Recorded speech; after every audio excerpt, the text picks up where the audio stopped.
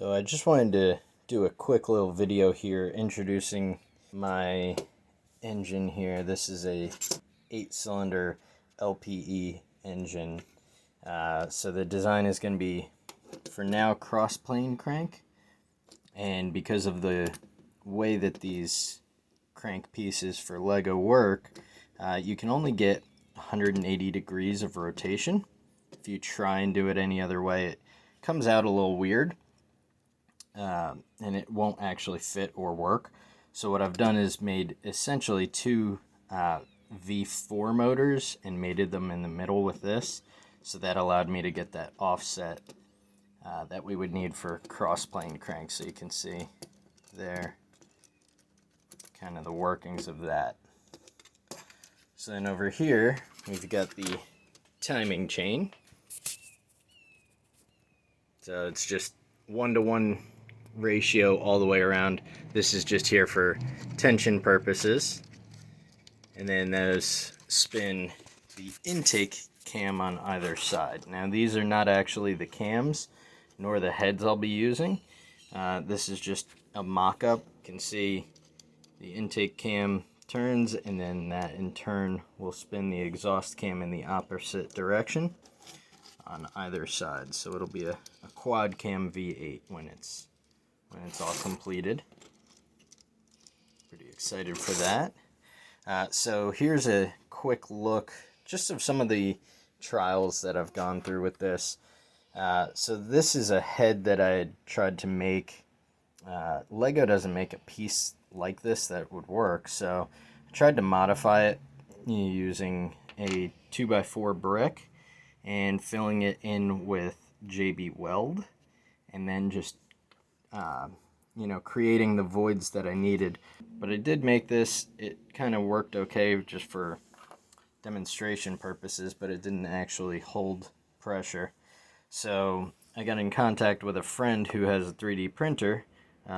These little nodules on top don't seem to hold very well, but the rest of it is very good construction. So you can see on either side I've got an exhaust port for either one. The yellow that you're seeing there is when I drilled these out, just due to the way that 3D printing works, I drilled them out a little too wide, and there was some air passing out here. So what I did was I took a Lego piece with some acetone, and it melts it down basically, and then you can apply it, and as soon as the acetone evaporates, it dries and hardens back into ABS plastic. So these are the exhaust ports, and then you can see the back end of here. I will probably put a block on the end here and seal it off a little bit just to prevent any leakage from the back side there, because even though you can see they're pretty tight tolerances, I think it's just due to the 3D printing process, or possibly it's just hard to seal a rotating component when you put 30, 40, 50, even 100 pounds of air pressure through it. It's very hard to seal off. So still working on that. This side is the exhaust portion. Just made a little mock-up exhaust for it. Hoping that I'll be able to change out different tips and things like that, different configurations once I get it to scale up, and I'll be able to tune the exhaust sound, which is kind of the goal here. So on the front, this one has a slightly different timing mechanism, but still essentially the same. That small gear on the bottom goes to that big gear just for spacing purposes, and then back to a small gear, so it ends up being just a 1-to-1 ratio.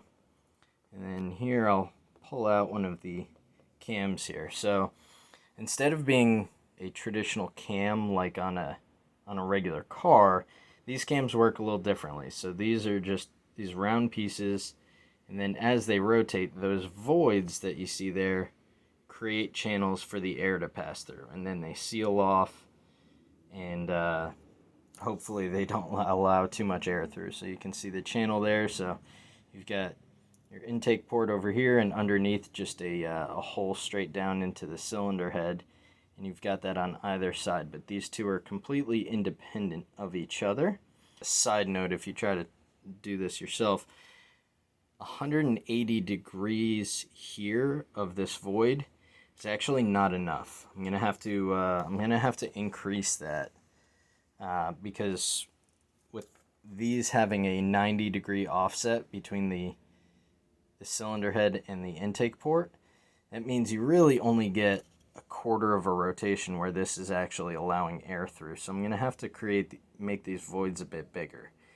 Now you can see, if my camera will focus, you can see that there's some ridges from the 3D printing process that actually make this very difficult to seal.